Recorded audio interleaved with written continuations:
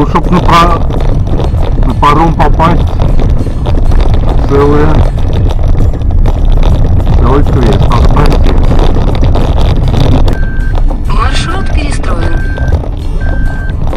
Через 300 метров поверните направо на причал 1. Причал 1.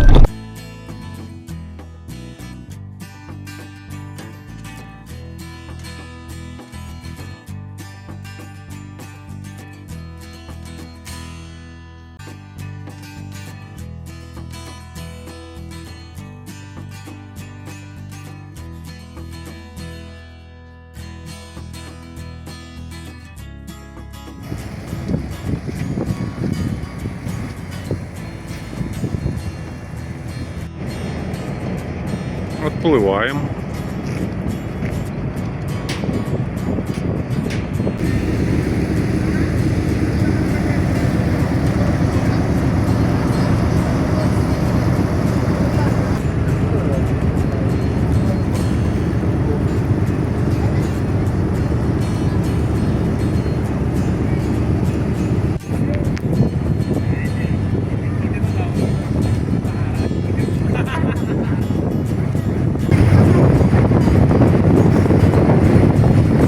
Зависает прям, зависает.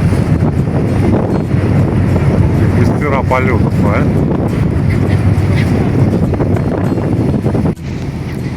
Вот Гавриил. Хороший человек.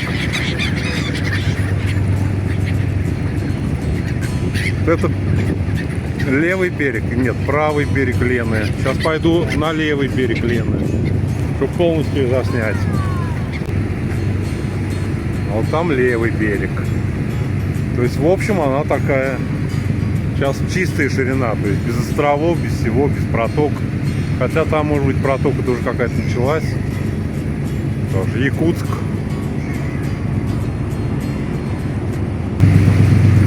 До свидания, Якутск.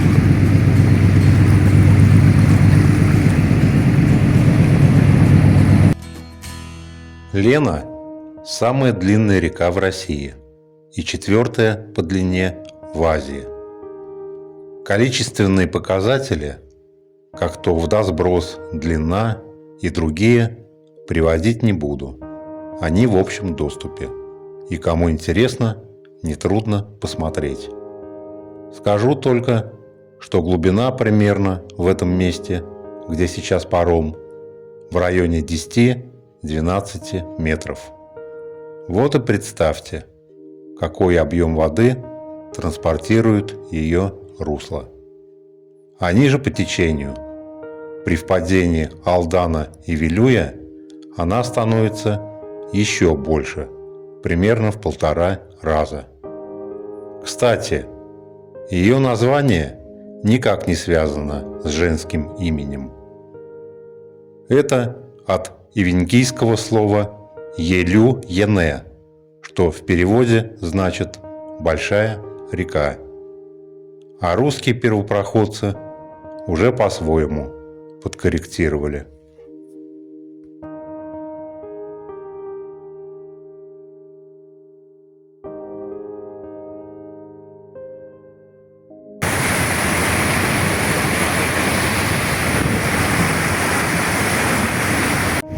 Чайки налетались, отдыхают.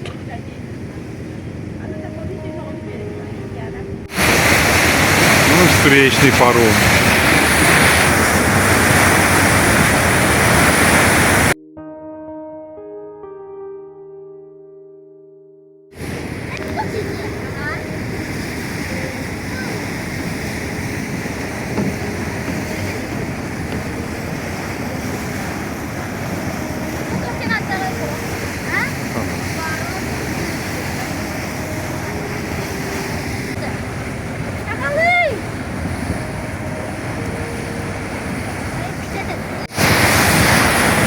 Вот мы и причаливаем почти. Какая же все-таки массивная река, а? Я прям удивляюсь.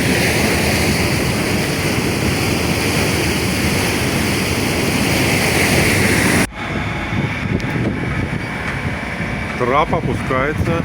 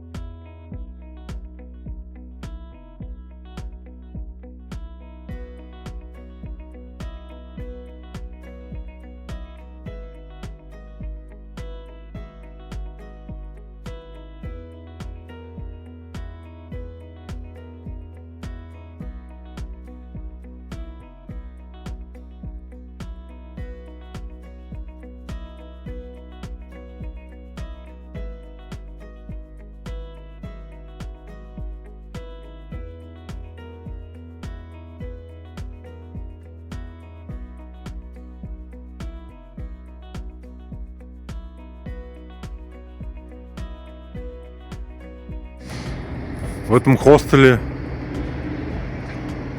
мест нет. Воды им тоже жалко, потому что ребята приходят, вымыться надо. Там воды нету, не хватает воды у них. Ну, вот такая ситуация. Заселился я в гостиницу. Атлас. 1650 в сутки. До утра, по крайней мере. Здрасте. Здравствуйте. Ага. Красиво скачу. Ага. Спрашивайте. Ну, ребята тоже путешествуют с Кирова, но они машину взяли пока. И едут до Магадана. Взяли ее в аренду, в общем. Там ее оставляют, и на самолете из Магадана едут, летят, в общем, к себе. Здорово, молодцы. Почти такие же, как и я. Вот такой номер у нас. У меня, вернее. Постель сейчас, сказал, постель будет. Душ там на этаже. Сейчас душ приму. Ну и отдохну. Здесь общее отделение. Кухня. Стиралка. Душевые.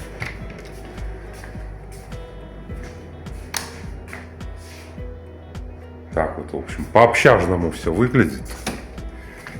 Туалет. Но для человека, который там на вахте отработал 3 месяца или там месяц сколько, это вообще за счастье такие условия. Ну а мне без разницы, я могу и в худших условиях, в общем-то, в палатке могу какое-то время. Ну не все время, конечно. Денечек здесь можно отмыться хотя бы. Вот с балкона такой вид открывается. Тут не балкон, а пожарная лестница, наверное. На Нижних Бестях. Там даже Лену видно вдалеке. Собор. Планы у меня какие? Сейчас я найду мастерскую какую-нибудь, попробую найти, где меня заменят антифриз, воду на антифриз. Такой номер у меня. Если у меня не получится найти, то буду сам менять. Это гостиница Алаас. Не русское название. Как хорошо знать много языков. Около какого-то памятника остановился. Но почему-то, я не знаю почему, тут помойками закрыто. Лавочками закрыто. То есть подойти к нему не так просто. Что это за памятник такой? Вроде ничего особенного здесь нет.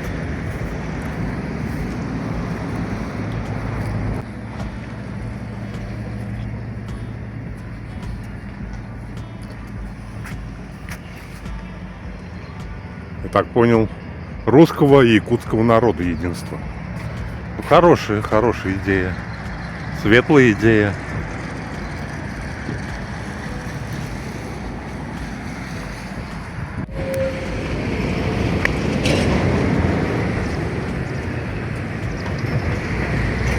Якут или Саха правильно называется. На якутском мохнатом коне, кстати, которых я видел здесь, но не успел заснять.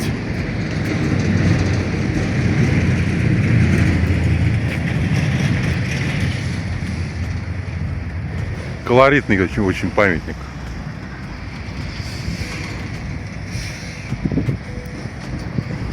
История народа Саха, конечно, интересная. Требует отдельного изучения.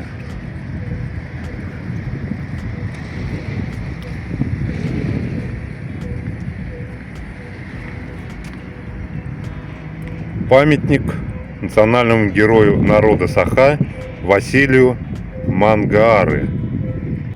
Ну, в этом автосервисе мне сказали, что сегодня может даже и не получится, завтра. То есть это мне нужно ждать звонка и завтра к ним. То есть поеду искать следующий. Но это не вариант, конечно. Поеду искать следующий сервис. Здесь только масло меняют. Согласился он мне поменять. Антифриз. Ну, 10 минут надо подождать. Вот моя машинюшка снизу. Мастер работает.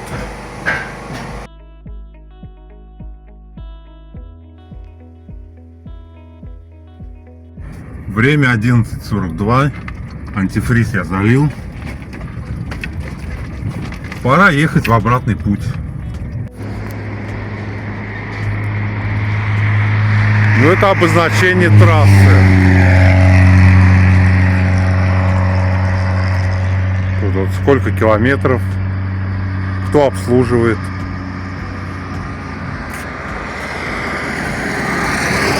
Автомобильная дорога А360.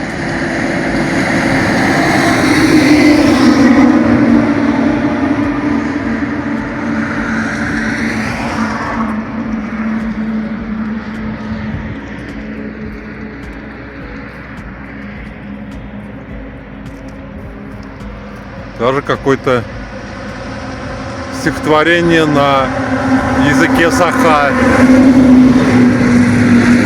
написано. Интересно. Я сюда монетку положу.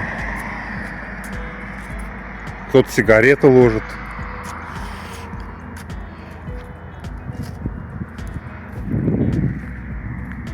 Когда-то, может быть, я сюда вернусь.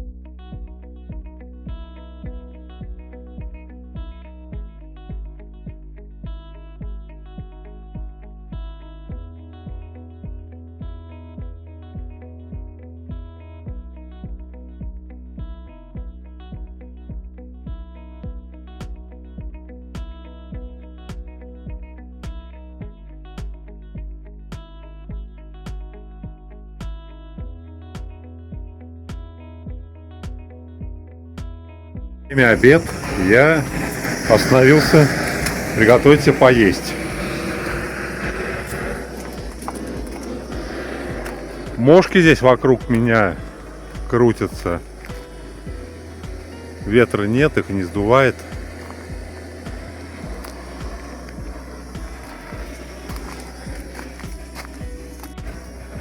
Готовить буду сегодня обычную вермишель, такую вот, добродея какую-то купил.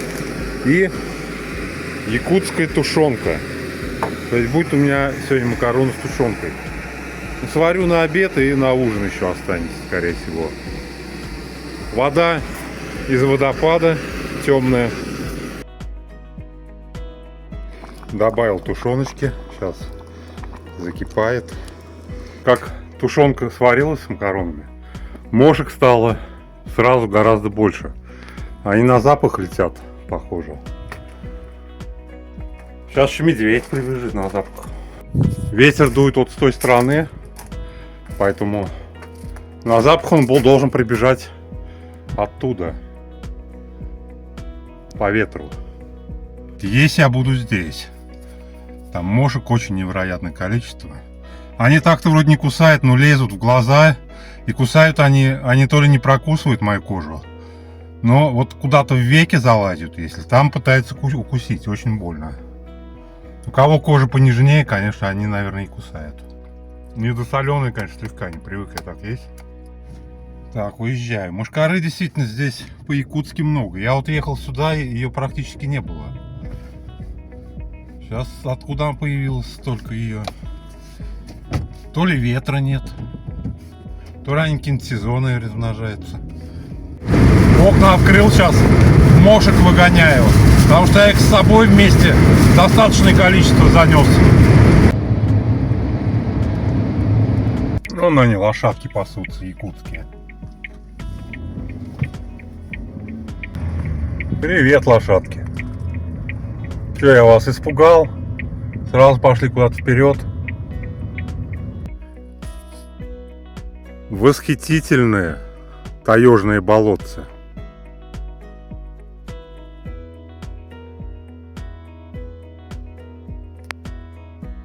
Ну вот еще заметил странность какую-то. К чему это относится? Ну, просто ограждение сделано из... Вот что здесь может быть? Что здесь может быть? Зачем оградили вокруг? Странно.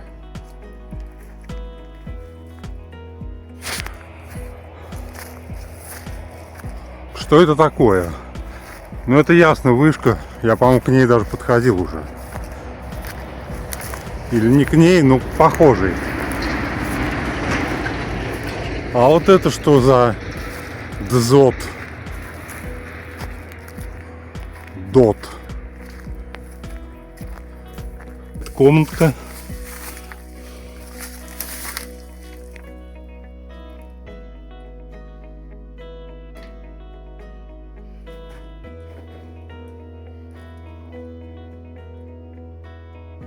Какая-то гермокамера. Что это такое, вот я даже понятия не имею. Это какие-то коммуникации, скорее всего. Но пожарная вышка рядом стоит не случайно тоже. Зайду сюда, посмотрю, что здесь можно перекусить. Вроде люди стоят. Должно быть нормально.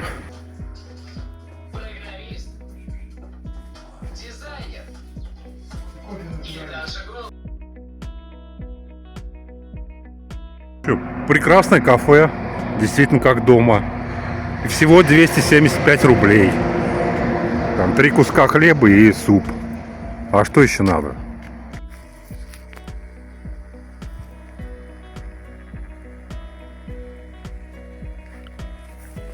Вокруг такой лес.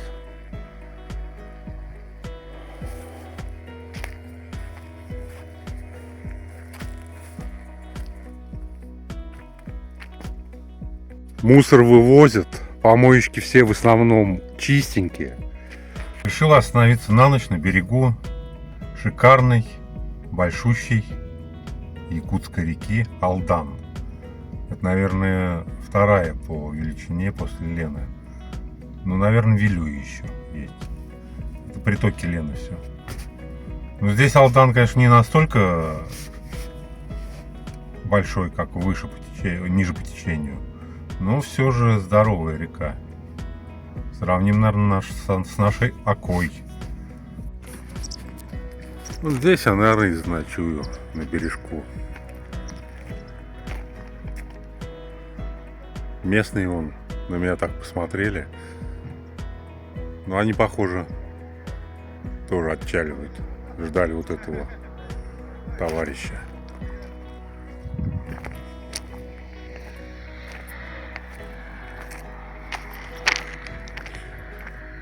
Ну, ока не ока, но близко к этому. Сразу течение здесь, около берега практически. Но я думаю, отсюда лучше все-таки уехать. Или куда-то подальше, или повыше туда. Потому что тут сторожка, дверь открыта, там замок висит. Ключи прям торчат в замке. Ключ, по крайней мере. Такой, то есть меня могут просто здесь закрыть и все. И будешь бегать искать кого-то, кто откроет. Зачем рисковать? Поэтому поеду-ка я в другое место куда-нибудь.